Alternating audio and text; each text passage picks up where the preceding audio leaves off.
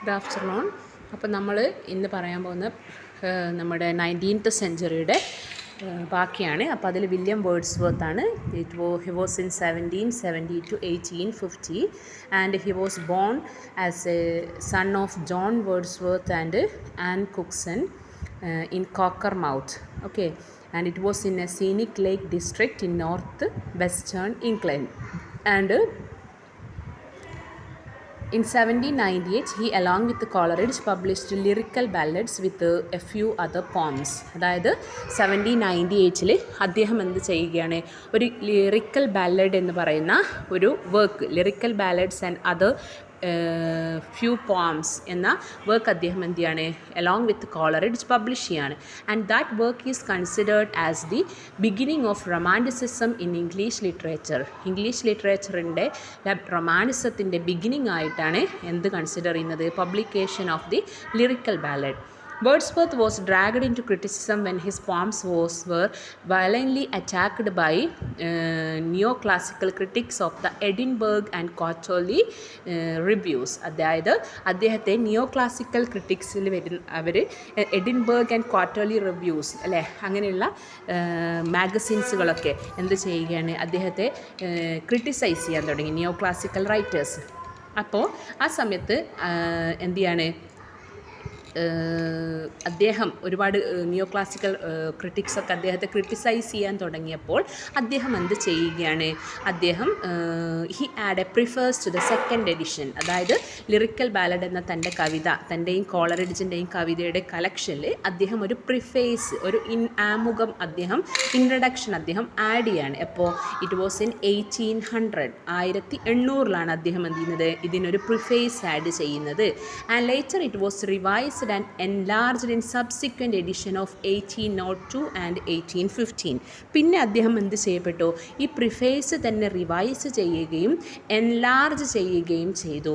അതായത് ഈ പ്രിഫേസ് തന്നെ പിന്നെ വരുന്ന എഡിഷൻ ഏതിലൊക്കെ, ഇൻ 1802 and 1815. മനസ്സിലായോ? 1798 എന്ത് ചെയ്തു, ലിറിക്കൽ ബാലഡ് പബ്ലിഷ് ചെയ്തു. 1800 അതിൽ പ്രിഫേസ് ആഡ് ചെയ്തു. പിന്നെ 1802 1850 അതിലെന്ത് ചെയ്യുകയാണ്, ആ പ്രിഫേസിൽ റിവൈസ് ചെയ്യപ്പെടുകയും എൻലാർജ് ചെയ്യപ്പെടുകയും ചെയ്തു. അതുമാത്രമല്ല 1802 എഡിഷനിൽ അദ്ദേഹം എന്ത് ചെയ്യുകയാണ്, ഈ പ്രിഫേസിൻ്റെ ഒപ്പം അപ്പൻഡിക്സ് കൂടി ആഡ് ചെയ്യണം. അതായത് അതിൽ കണ്ടൻറ്റും കാര്യങ്ങളെക്കുറിച്ചൊക്കെയുള്ള ഡീറ്റെയിൽസ് കൂടി ആഡ് ചെയ്യുകയും ചെയ്തു. ആൻഡ് ഓൾസോ ഇൻ 1850 പബ്ലിഷ് ചെയ്ത എഡിഷനിൽ അദ്ദേഹം ആ സെയിം സാധനം തന്നെ, പക്ഷേ എന്ത് ചെയ്യുന്നു, സം മോഡിഫിക്കേഷൻ. 1850 അദ്ദേഹം എന്ത് ചെയ്തു, ഒരു എസ്സേ സപ്ലിമെൻ്ററി പ്രിഫേസിൻ്റെ ഒപ്പം ആഡ് ചെയ്തു. ഓക്കെ, അപ്പോൾ 1798 പ്രിഫേസ് പബ്ലിഷ് ചെയ്തു. 1800 പ്രിഫേസിൻ്റെ ഒപ്പം 1798 ലിറിക്കൽ ബാലഡ് പബ്ലിഷ് ചെയ്തു. 1800 അതിൻ്റെ ഒപ്പം പ്രിഫേസ് ആഡ് ചെയ്തു. പിന്നെ ഈ പ്രിഫേസ് തന്നെ 1802 1850 എന്ത് ചെയ്യപ്പെടാണ്, സം എഡിഷൻ റിവൈസ് ചെയ്തുകൊണ്ട് എഡിഷൻ പബ്ലിഷ് ചെയ്യുന്നു. 1802 അതിൻ്റെ ഒപ്പം അപ്പൻഡിക്സ് ആഡ് ചെയ്തു. 1850 അതിൻ്റെ ഒപ്പം ഒരു എസ്സേ സപ്ലിമെൻ്ററിയും ആഡ് ചെയ്തു. ഓക്കെ, അപ്പോൾ അതാണ് ഇതിലുള്ള മേജറായിട്ട് വരുന്ന പോയിൻറ്റ്സ് എന്ന് പറയുന്നത്. ഓക്കെ,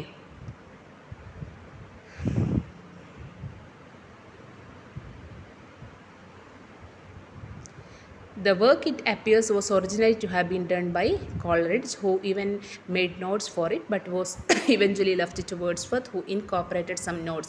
അതായത് ഇതിൽ വരുന്ന കുറച്ച് നോട്ട്സും കാര്യങ്ങളൊക്കെ എഴുതുന്നത് കോളറിഡ്ജ് ആണെങ്കിലും പിന്നെ ആ വേർഡ്സ്വർത്ത് ആ നോട്ട്സ് എഴുതുമ്പോഴൊക്കെ വളരെ ഇൻകോപ്പറേഷനാണ് കാണിച്ചതെങ്കിൽ പോലും പിന്നെ അതിൻ്റെ ക്രെഡിറ്റ്സ് ആർക്കാണുള്ളത്, വേർഡ്സ്വർത്തിനാണ് ഉണ്ടാകുന്നത്. ഓക്കെ, ഇനി പറയാൻ പോകുന്നത് നമ്മൾ പോയറ്റിക് ഡിക്ഷൻ ആൻഡ് ലാംഗ്വേജ് എന്ന ടോപ്പിക്കാണ്. അപ്പോൾ ഡിക്ഷൻ എന്ന് പറഞ്ഞാൽ പോയറ്റിക് എന്താ പറയുക, ലാംഗ്വേജ് അല്ലെങ്കിൽ പോയറ്റിൽ യൂസ് ചെയ്ത ഭാഷയെക്കുറിച്ചാണ്.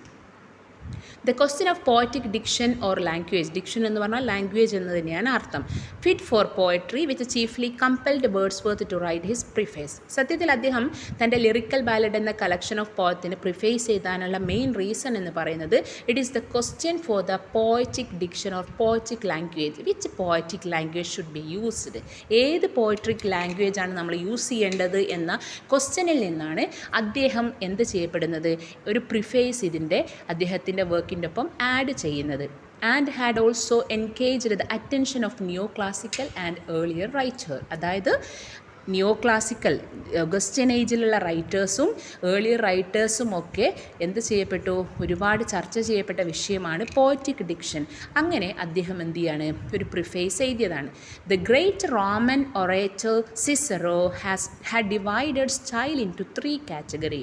അതായത് റോമനിലുള്ള ഒരു ഗ്രേറ്റ് ഒറേറ്റർ എന്ന് പറഞ്ഞാൽ പ്രാസംഗികൻ, അദ്ദേഹം എന്ത് ചെയ്തിട്ടുണ്ട്, സ്റ്റൈല് അല്ലെ നമ്മുടെ ലാംഗ്വേജ് സ്റ്റൈലിനെ 3 ഡിവൈഡ് ചെയ്തിട്ടുണ്ട്. 1 is low, another is middle, then third 1 is high. എന്തൊക്കെയാണ്? Low, middle, high. അതിൽ ലോ എന്ന് പറയുന്നത് according to Cicero it should be used to prove ആണ്. നമ്മളൊരു കാര്യം പ്രൂവ് ചെയ്യാൻ വേണ്ടി we have to use the low style. In order to please something we have to use the middle style. In order to എന്താ പറയുക, move the things അല്ലേ, നമ്മൾ എന്ത് ചെയ്യണം, we have to use high or lofty things ആണ്. അപ്പം 3 തരത്തിലുള്ള lofty style, 3 തരത്തിലുള്ള സ്റ്റൈലാണ് ആര് പറഞ്ഞത്, സിസറോ പറഞ്ഞത്. ഏതൊക്കെയാണ്? Low, middle, high. Although the categorization originally appeared to oratory, it proved no less useful in distinguishing the kinds of poetry by their style. പിന്നെ പറയുന്നത് ഈ ഒരു കാര്യം അദ്ദേഹം പറഞ്ഞത് എന്തിനാണെങ്കിൽ പോലും ഒറേറ്ററിയുടെ പ്രസംഗത്തിൻ്റെ കാര്യത്തിലാണെങ്കിൽ പോലും സ്പീച്ചിൻ്റെ കാര്യത്തിലാണെങ്കിലും when we apply this things to the poetic സ്റ്റൈലാണ്. പോയട്രിയുടെ സ്റ്റൈലിലേക്ക് നമ്മൾ ഇത് അപ്ലൈ ചെയ്യുകയാണെങ്കിൽ ഏത് ലോ, മിഡിൽ, ഹൈ എന്ന് പറയുന്ന സിസറോയുടെ ഒറേറ്ററി സ്റ്റൈല് നമ്മൾ അപ്ലൈ ചെയ്യുകയാണെങ്കിൽ എലിജിയാക്ക് യൂസ്ഡ് ലോ സ്റ്റൈൽ. നമുക്കറിയാം എലിജി എന്ന് പറഞ്ഞാൽ എന്താ, elegy is a kind of poem. അതെന്ത് ചെയ്യും, ഇറ്റ് മോൺസ് ഒരു lament at the death of someone ആണ്. ഏതെങ്കിലും ഒരാൾ മരിച്ചു കഴിഞ്ഞാൽ എന്തെങ്കിലും ഒരു നഷ്ടത്തിൻ്റെ പേരിൽ ഒക്കെ അല്ലെ ആരുടെയെങ്കിലും മരണത്തിലൊക്കെ നമ്മൾ വിലാപകാവ്യം എന്ന് പറയും. അങ്ങനെ എഴുതുന്നതാണ് എന്ത്, എലിജി. അങ്ങനെ എലിജി എഴുതുമ്പോൾ നമ്മൾ ഏത് സ്റ്റൈലാണ് യൂസ് ചെയ്യുക? According to Wordsworth we use the low style. നമ്മൾ ഏത് സ്റ്റൈൽ യൂസ് ചെയ്യും? ലോ സ്റ്റൈൽ യൂസ് ചെയ്യും. പിന്നെ പറയുന്നത് പാസ്റ്ററലാണ്. നമ്മളിങ്ങനെ വില്ലേജ് ഷെപ്പേർഡ് അങ്ങനത്തെ അവരെക്കുറിച്ചൊക്കെ കവിതകൾ എഴുതുമ്പോൾ നമ്മൾ ഏതാ യൂസ് ചെയ്യുക? മിഡിലാണ്. നമ്മളൊരു എപ്പിക്ക് എഴുതുകയാണെങ്കിൽ, ഒരു എപ്പിക്ക് എന്ന് പറഞ്ഞാൽ ഇസ് എ ലോങ് പോമാണ്, ലെങ്തി പോമാണ് എപ്പിക്ക് എന്ന് പറഞ്ഞാൽ. അപ്പോൾ എപ്പിക്ക് എഴുതുകയാണെങ്കിൽ നമ്മൾ ഏതാ യൂസ് ചെയ്യുക? ലോഫ്റ്റി അല്ലെങ്കിൽ ഹൈ ആയിട്ടുള്ള സ്റ്റൈലാണ് നമ്മൾ യൂസ് ചെയ്യുക. The 18th century reduced these 3 categories to only 2. പക്ഷേ നമ്മുടെ എന്താ പറയുക 18th century റൈറ്റേഴ്സ് പറയുന്നത് ഇതിൽ 3 കാറ്റഗറി ഇല്ല, 2 സ്റ്റൈൽ മാത്രമേ ഉള്ളൂ. ഏതൊക്കെയാണ്? Law and lofty. 2 മാത്രമേ ഉള്ളൂ, മിഡിൽ ഇല്ല എന്നാണ് അവർ പറയുന്നത്. It summarily rejected the low words and phrases as unfit for poetry. അവിടെ ഒരു മിസ്റ്റേക്ക് വരികയാണ്. ഇറ്റ് സമ്മർലി റിജക്റ്റഡ് ലോ അവിടെ അവരെന്ത് ചെയ്യുന്നുണ്ട്, യൂസ് ചെയ്യുന്നുണ്ട്. അപ്പോൾ അവരെ സംബന്ധിച്ചിടത്തോളം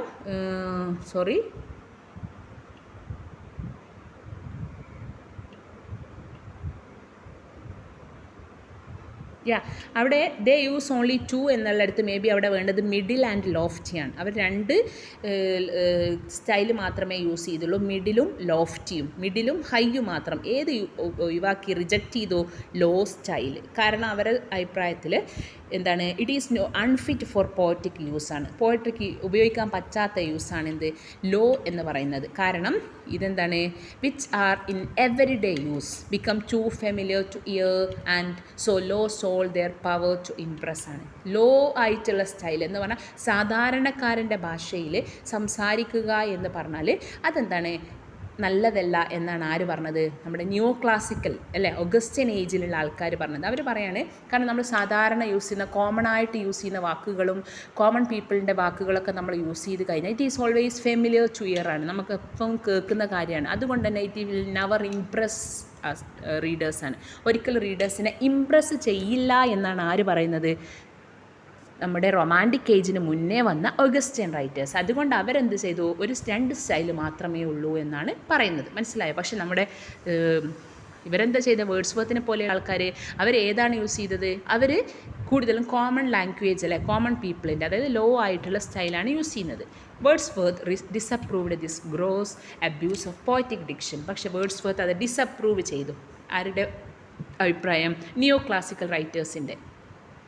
In advertisement to the Lyrical Ballad of 1798, he stated that his object in adopting a simpler diction for his poems was merely to an assertion how far the language of conversation in middle and lower class of society was adopted to the purpose of poetic pleasure. അതായത് ഈ ഒരു detail ആയിട്ട് പറയുമ്പോൾ ബോറടിക്കും നിങ്ങൾക്ക്.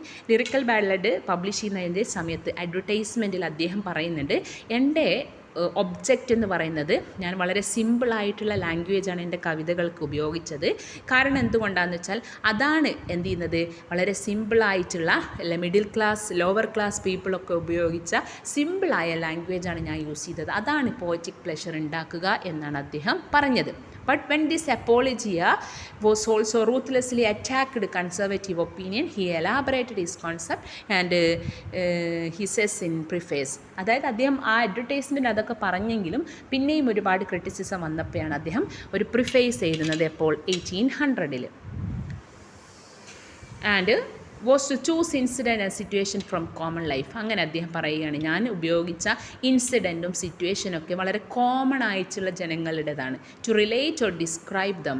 ഞാൻ എൻ്റെ കവിതയിലൂടെ പറഞ്ഞത് അവരുടെ പ്രശ്നങ്ങളും അവരുടെ ഇൻസിഡൻറ്റും അവരുടെ സിറ്റുവേഷനുമാണ് അല്ലേ. And as far as possible in a selection of language really used by men. ഞാൻ ഉപയോഗിച്ച, ഞങ്ങൾ റൊമാൻറ്റിക് റൈറ്റേഴ്സ് ഉപയോഗിച്ച ലാംഗ്വേജ് എന്ന് പറഞ്ഞാൽ it is the language used by men and at the same time to throw over them a certain colour of imagination. വളരെ common ആയ ലാംഗ്വേജാണ് ഞാൻ യൂസ് ചെയ്തതെന്നും ആ ലാംഗ്വേജിൽ ഞാൻ നിങ്ങൾ എന്ത് ചെയ്തിട്ടുണ്ട്, കുറച്ച് കളർഫുള്ളായി ഇമാജിനേഷൻ ആഡ് ചെയ്തു. Whereby ordinary things should present to the mind as unusual. അതുകൊണ്ട് തന്നെ നിങ്ങൾ പറയുന്നത് പോലെയല്ല, ഞങ്ങൾ സാധാരണ ഇൻസിഡൻറ്റും കാര്യങ്ങളും സാധാരണ ലാംഗ്വേജും കോമൺ ആയിട്ടുള്ള ലാംഗ്വേജൊക്കെയാണ് യൂസ് ചെയ്യുന്നതെങ്കിലും വി യൂസ് സം കളർഫുള്ളായ കളർഫുൾ ഇമേജറി ഞങ്ങൾ അത് ആഡ് ചെയ്തത് കൊണ്ട് തന്നെ it will presented as an unusual thing ആണ്. ഒരു അൺയൂഷ്വൽ ആയിട്ടുള്ളൊരു കാര്യമായിട്ടാണ് അത് കാണാൻ പറ്റുക. മനസ്സിലായോ? അപ്പോൾ അതാണ് അദ്ദേഹം പറയുന്നത്. Wordsworth considered the low and rustic life as the most philosophical existent where men free all outside influence.